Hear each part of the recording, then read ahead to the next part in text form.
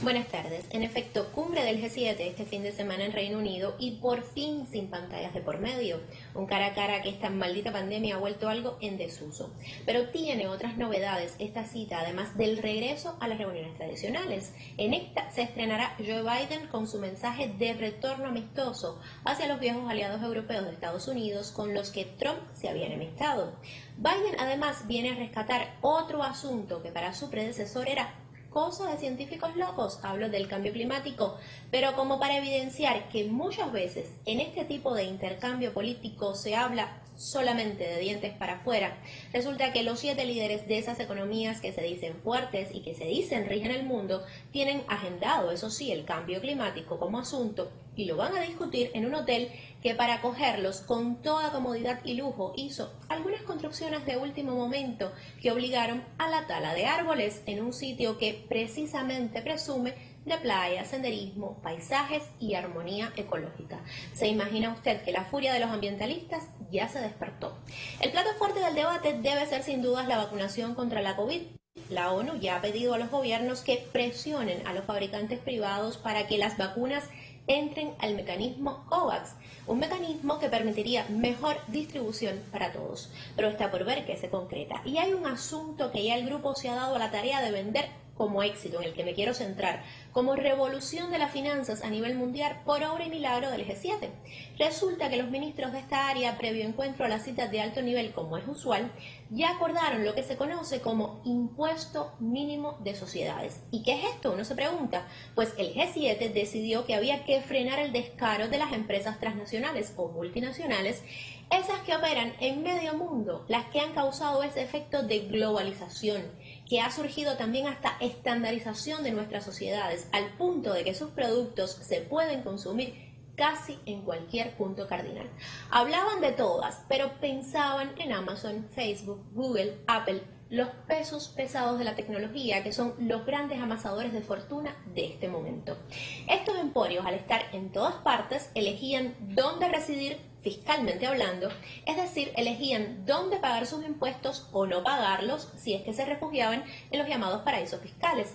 Y tan legal todo, porque no evadían impuestos, que sí es un delito, simplemente los eludían aprovechándose de las brechas que el propio sistema financiero global les brindaba.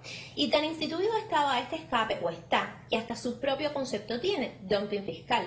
Ahora, de acuerdo con lo que pretende el G7, que a su vez es iniciativa de Estados Unidos, y uno dice, vaya sorpresa, y que hace rato lo viene alertando la Organización para la Cooperación y el Desarrollo Económico, las grandes corporaciones transnacionales, de estas que les hablaba, estarían obligadas a abonar un impuesto mínimo del 15%.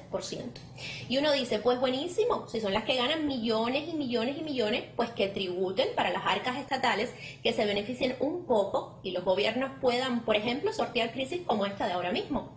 Pero si damos doble lectura, la cosa no es como la pintan. En primer lugar, el monto inicial del primer borrador era de 21% y finalmente bajó a 15%, cuando, por ejemplo, buena parte de los gigantes tecnológicos que son el blanco de la iniciativa, como ya les venía diciendo, se refugian en naciones como Irlanda con una tasa impositiva de alrededor del 12%. O sea, por 3 puntos más no les va a doler mucho contribuir. De hecho, han reaccionado muy bien al acuerdo del G7, como si hasta lo hubiesen acordado juntos. Por otro lado, está el asunto de que ¿a dónde va a parar este tributo? Si al gobierno del país que tiene la sede de la transnacional, casi siempre un país industrializado, casi siempre un país del primer mundo, o al país que le genera el beneficio, que casi siempre es en el sur empobrecido. Y esto no está determinado aún. Y por último, les decía que sorpresivamente el impulso mayor viene esta vez de Estados Unidos. Eso también tiene un porqué más allá de las buenas intenciones. Y es que Biden pretende en casa, a lo interno, también generar un cambio en los tributos fiscales, aumentarlos para con ese dinero financiar su plan económico, un plan basado en potenciar la infraestructura del país, dígase carreteras, puentes, transporte. Y nada mejor que lucir poderío e iniciativa a lo externo para después lograr o intentar lograr propósitos domésticos. Por otro lado, si un país tiene una mega concentración de casas matrices de esas transnacionales, ese es Estados Unidos. Por lo que la idea es buena, pero la concreción práctica, que aún necesita otros vistos buenos en el G20 y en otros foros multilaterales, dista de frenar ese enriquecimiento desmedido de unos pocos a costa de la expoliación de mayorías que juegan en desventaja en el escenario global. Y además de todo, de que nada que decidan 7 autotitulados ricos, que además no son los más ricos del mundo, sino los más ricos dentro de un signo político, que deciden dejar por fuera a importantes actores económicos como son Rusia y China, porque no siguen sus reglas, pues estos no pueden terminar aunando las reales voluntades y necesidades de todos. Así como le cuento, muy buenas tardes.